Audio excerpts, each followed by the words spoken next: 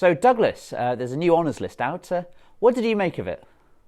Well, as I say in the piece, James, I expected by the time it went to press that probably you've now been elevated to the House of Lords. You can tell me during the course of this interview if you had that happy news. It's really just the observation that whenever I leave the UK and come back, every time I come back, there's another honours list.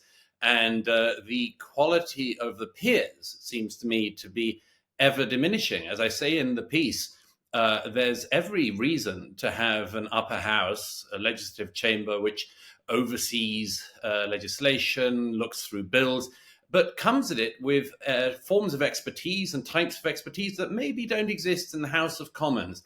Yet what we see with the latest honours list is yet more people being put into the House of Lords who are simply political functionaries. In several cases, people who simply never made it to the House of Commons. Now, there's a good reason that if you've distinguished yourself in the House of Commons, you've been, for instance, Home Secretary or Prime Minister even, that you should end up in the House of Lords because you've got, presumably, hopefully, some political wisdom.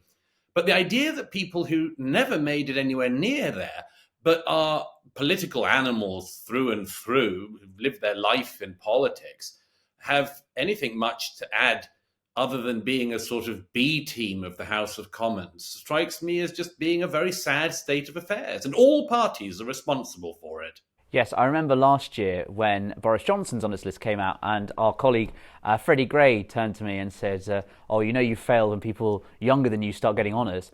I didn't expect that to happen quite so quickly to me. I'm 28 and one of these new Plaid Cymru peers is 27, so I'm over the hill. Yes. And let's just, by the way, look at how distinguished or otherwise her career is. I haven't heard of her before, which is why I had to look her up. She is 27, Carmen Smith, and she never made it as an MP in Westminster. She never made it as a member of the Welsh Assembly. She was simply a political staffer in Wales. Now, I have seen cases before. There was a Lib Dem councillor who got elevated to the upper house some years ago, and I remember thinking, there goes the neighbourhood. But to have a Plaid Cymru MP, a staffer, sorry, I keep saying it in the expectation that she'd be more distinguished. The idea that a political staffer should end up there it is really an insult. And it's an insult not least, I mean, I'm sure she's perfectly nice. Well, actually, I don't know that. She's a Welsh nationalist. But I'm assuming she's perfectly nice. But among other things, she's obviously she cannot be distinguished in any way. And she's now got a job for life in the upper house. And, you know, may she live a long life. But if she does, we're going to be paying for her to be in the upper house for maybe 60 years. And she will have a vote on legislation that affects all of us. And, you know, the political parties bandy around stuff about reform of the upper house. They clearly never really mean it because they never really know what to do, as I've explained before in my column. But this is just party after party really demeaning the standing of the peers. And you mentioned there one nationalist, Welsh nationalist, who is the only nominee. So I'm not sure what it says about the rest of the talent in Plaid Cymru. Wow. But you also go through, Douglas, some of the others on this list. Could you just talk us through them?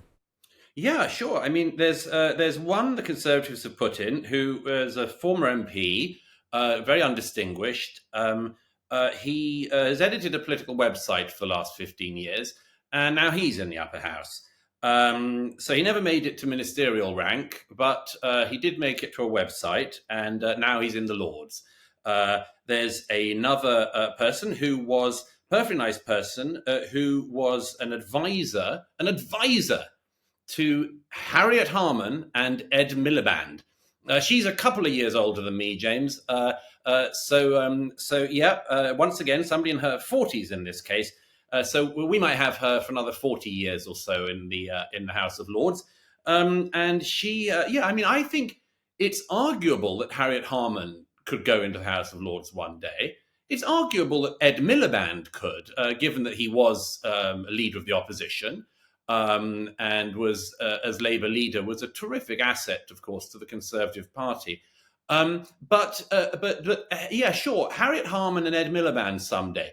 But somebody who was an advisor to them, and who is, by the way, her main qualification that she touts of herself is that she was once named in 2017 by Ian Dale 75th most influential person on the left. Now, what is one to say, James? My point is not to insult any of these particular people. It's simply to point out these are all just political beasts of the nationalist parties, the Conservative Party, the Labour Party. They're all just political operatives. None of them bring anything to the upper house of experience in, for instance, small business or big business, or how to be a successful entrepreneur in the UK. They have no expertise in the sciences, in mathematics, in academia, in history, or anything else. They're simply all rather low grade, I have to say, political operatives. And so exactly what is it that they're going to bring to the deliberative process of the upper house? An upper house which already has, by everyone's recognition, far too many members, and which is now, I think, the largest legislative chamber in the world. I'm told it's even bigger now than the Chinese Politburo's official overseeing body. And I mean, maybe there's an excuse if you've got 1 billion people you're trying to keep in some kind of despotic rule. The idea that a democracy needs almost 800 peers in its second chamber seems to me not just ridiculous, but unbelievably wasteful. And just as a final question, Douglas, you mentioned in the column that for you it's a hereditary earldom or nothing. I've got to ask, have you ever been offered a peerage of any kind? I can answer you absolutely honestly, James. As I mentioned in the piece, there's always a risk when mentioning this. If as you will also have discovered, there are sometimes days, particularly if you're in Westminster ever, when you wonder whether or not you're the only commoner you know. And I mentioned, of course, there are some people who would interpret that as sour grapes. They might be thinking, Douglas just wants to be Lord Murray. Nothing less. And I explain why in the piece. I would definitely not be gunning for that. As I say, my response on the few occasions when I felt somebody playing political footsie with me, which is usually along the lines of hoping that you'll get in line in some way and not be bothersome or be independent thinking. My traditional line has always been the same. Yes, it's a hereditary earldom or nothing. As P.G. Woodhouse's Uncle Fred says, when you've got an earl, you're really onto something. Earls are hot stuff. Well, for now, plain old Mr. Douglas Murray, thank you very much. Thank you, Mr. Hill.